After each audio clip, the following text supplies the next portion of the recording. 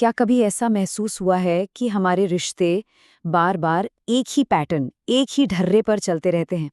आज हम इसी के पीछे छिपे मनोविज्ञान को समझने की कोशिश करेंगे कि आखिर ऐसा होता क्यों है? और ये एक ऐसा सवाल है जो हम में से कईयों को परेशान करता है ना? कि आखिर क्यों हम बार बार एक ही तरह के लोगों की तरफ खिंचते चले जाते हैं, यहाँ तक कि जब हमें पता होता है कि इसका अंजाम अच्छा नहीं होने वाला। तो देखिए, जो साइकोलॉजिकल पर्सपेक्टिव है वो ये कहता है कि प्रॉब्लम बाहर नहीं है, असल में ये हमारे अंदर ही किसी चीज का एक आईना है, एक रिफ्लेक्शन। इसका सीधा सा मतलब ये है कि हमारे जो सबसे करीबी, सबसे इंटेंस रिश्ते होते हैं ना, वो एक शीशे की तरह काम करते हैं। वो हमें हमारे ही वो हिस्से दिखाते हैं जिन्हें हम खुद देखने या स्वीकार करने से कतराते हैं। साइकोलॉजी में इस चीज को प्रोजेक्शन कहते हैं। मतलब जब हम अनजाने में अपनी ही नापसंद की गई क्वालिटीज को दूसरों में देखने लगते हैं। और अगर इन बार बार दोहराए जाने वाले पैटर्न को समझना है तो प्रोजेक्शन को समझना बेहद जरूरी है। अब ये समझना बड़ा दिलचस्प है कि कैसे हमारी पर्सनैलिटी के दो हिस्से इस पूरी डायनामिक को चलाते हैं। एक है मास्क, यानी वो मुखौटा जो हम दुनिया को दिखाते हैं, और दूसरा है हमारा शैडो सेल्फ, मतलब हमारा वो हिस्सा जिसे हम सबसे छिपा कर रखते हैं। एक बात साफ कर दूं, ये जो शैडो है ना, ये कोई बुरी चीज नहीं है। असल में ये तो उन सभी सपनों, इच्छाओं और भावनाओं का एक तरह का खजाना है जिनके बारे में हमें बचपन से सिखाया गया कि भाई ये ठीक नहीं है, इन्हें दबा देना चाहिए।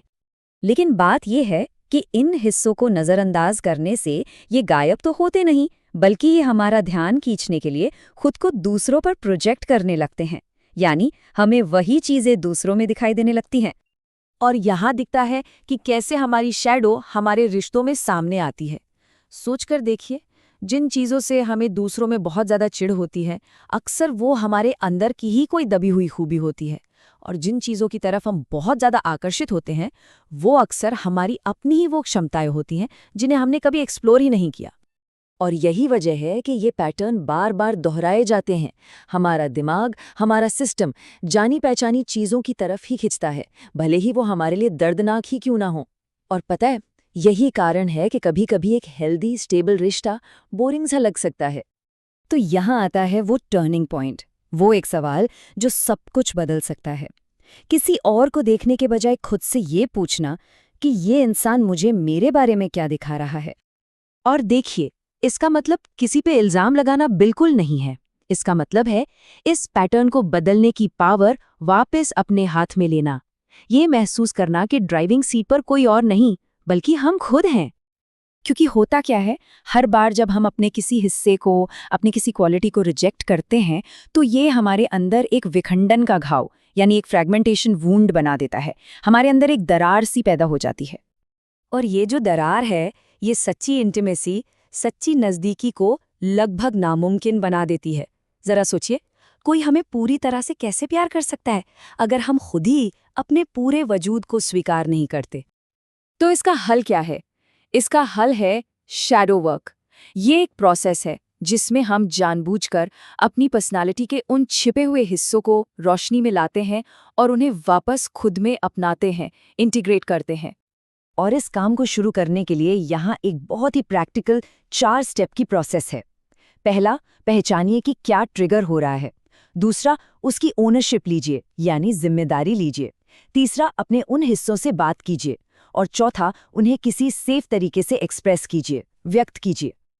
और कमाल की बात यह है कि जैसे जैसे ये इंटीग्रेशन का काम आगे बढ़ता है ना, ये पुराने पैटर्न की पकड़ ढीली होने लगती है। जिन लोगों की बातों से पहले हम ट्रिगर हो जाते थे, अब उनका हम पर उतना असर नहीं होता। पता है, ये पूरी जर्नी सोलमेट के आइडिया को ही पूरी तरह से बदल देती है। ये किसी ऐसे इंसान को खोजने के बारे में नहीं है जो बाहर से आकर हमें कंप्लीट करेगा, बल्कि ये खुद के अंदर उस पूर्णता, उस होलनेस को पाने के बारे में है। सच्चा सोलमेट असल में कोई और नहीं, बल्कि हमारा अपना असली इंटीग्रेटेड रूप है, बिना किसी मुखौटे के। जैसा कि ये पावरफुल कोट हमें याद दिलाता है, प्यार को ढूंढने से नहीं मिलता, प्यार तो खुद को पूर्ण बनाकर मिलता है। तो आखिर में ये सवाल सोचने के लिए है, हम अपने खुद के किस हिस्से से मिलने का इंतजार कर रहे हैं? क्योंकि पूर्णता की ओर जो सफर है, वो यहीं से, इसी पल से शुरू होता है।